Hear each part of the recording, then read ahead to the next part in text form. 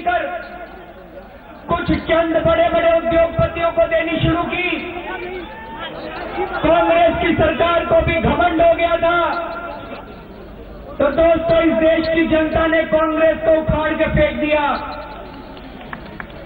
उसके बाद भारतीय जनता पार्टी की सरकार आई। इन लोगों से जनता को उम्मीद थी कि कुछ करेंगे, लेकिन दोस्तों, इन्होंने तो कांग्रेस के कानून को भी संशोधन करके ऐसा कानून लेके आए हैं कि अब ये भी सरकार एक तरह से प्रॉपर्टी डीलर का काम करेगी बड़े बड़े उद्योगपतियों के लिए। ये भी सरकार, अगर ये संशोधन पास हो जाता है तो एक तरह से सरकार बड़े बड़े उद्योगपतियों का दलाल बन जाएगी, उनके प्रॉपर्टी डीलर बन जाएगी। दोस्तों, हम इसका घोर विरोध करते हैं और हम कहना चाहते हैं कि केंद्र सरकार सबक ले। मई के महीने में केंद्र सरकार में भाजपा को भारी वोट देकर लोगों ने जिताया था, लेकिन आज 8-9 महीने के बाद उनकी नीतियों की वजह से लोगों ने दिल्ली के अंदर भारतीय जनता पार्टी और कांग्रेस दोनों को उखाड़ के फेंक दिया।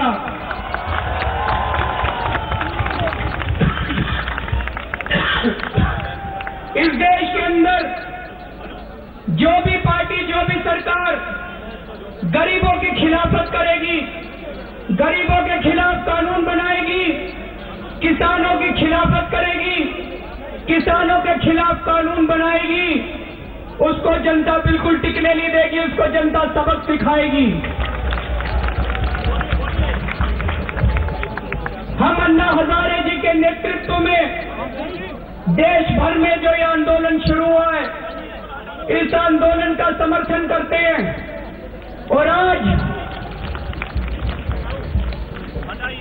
दिल्ली के मुख्यमंत्री के नाते मैं ऐलान करना चाहता हूं कि दोस्तों, हालांकि जमीन का मुद्दा दिल्ली सरकार के अधीन नहीं आता है, दिल्ली में जमीन का मुद्दा केंद्र सरकार के अधीन आता है, लेकिन दिल्ली सरकार की जितनी भी ताकत होगी, दिल्ली के अंदर किसी की भी जमीन जबरदस्ती अधिग्रहण नहीं की जाएगी।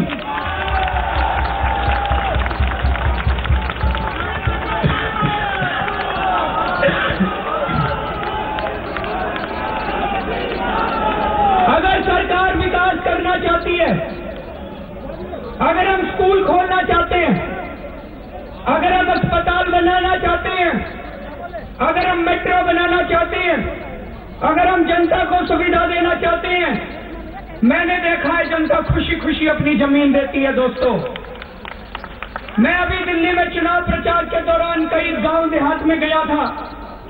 दिल्ली में 360 गांव हैं। दिल्ली की जनता के बीच में जब मैं गया, गांव देहात के लोगों ने मुझे कहा, हमें स्कूल चाहिए, हमें कॉलेज चाहिए। मैंने उनसे पूछा, जमीन कहां से आएगी? बोले, अरविंद जी, जमीन हम देंगे, कॉलेज आप बनवाओ। अगर हम इस देश का सही विकास करना चाहते हैं तो देश की जनता को साथ लेकर काम करना पड़ेगा। देश की जनता के ऊपर बुलडोजर चलाने से काम नहीं चलेगा, नहीं तो जनता आपके ऊपर बुलडोजर चला देगी।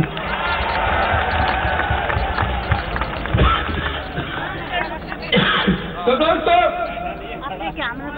दिल्ली के अंदर दिल्ली सरकार पूरी कोशिश करेगी, जितनी ताकत दिल्ली सरकार के पास है, कि दिल्ली के किसी भी हिस्से में जबरदस्ती जमीन नहीं लेने देंगे, और जब भी जनता की मर्जी से जमीन ली जाएगी, उनको पूरा मार्केट रेट के हिसाब से मुआवजा दिया जाएगा। जो इन्होंने 4 गुना रेट कह रहे हैं, ये धोखा है। अभी अभी मेरे को कोई बता रहा था, मेरठ के ऊपर 2000 रुपए सर्कल रेट है, 20,000 रुपए मार्केट रेट है। ये लोग कहते हैं 4 गुना देंगे, 8,000 रुपए देंगे, जबकि मार्केट रेट 20,000 रुपए। गलत तो नहीं कह रहा भाई साहब? तो दोस्तों, ये धोखा है, ये पूरा कानून धोखा है।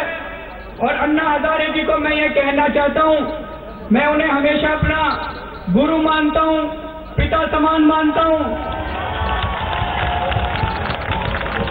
और मैं ये कहना चाहता हूं कि अन्ना जी, हम आपके साथ हैं। आखिरी तन मन धन से हम इस आंदोलन का समर्थन करते हैं। और एक और निवेदन आज मैं अन्ना जी से करने के लिए आया हूं कि अगर अन्ना जी कल 10 मिनट के लिए सचिवालय में अपने चरण रखेंगे तो हमारा सचिवालय शुद्ध हो जाएगा।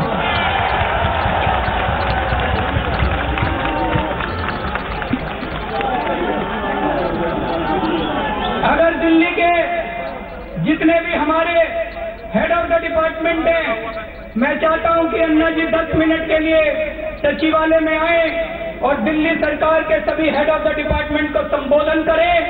हम सब लोगों को आपसे प्रेरणा मिलेगी और आगे और अच्छा काम करने की हम लोगों को ऊर्जा मिलेगी। बहुत बहुत शुक्रिया। अब मैं अन्ना जी से चाहता हूं कि अन्ना जी आपको संबोधित करें।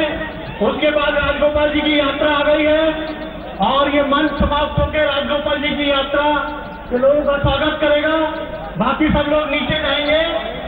बाद में अन्ना जी कुछ बोलेंगे। अन्ना जी के बोलने के बाद मंच समाप्त होगा। राजगोपाल जी की यात्रा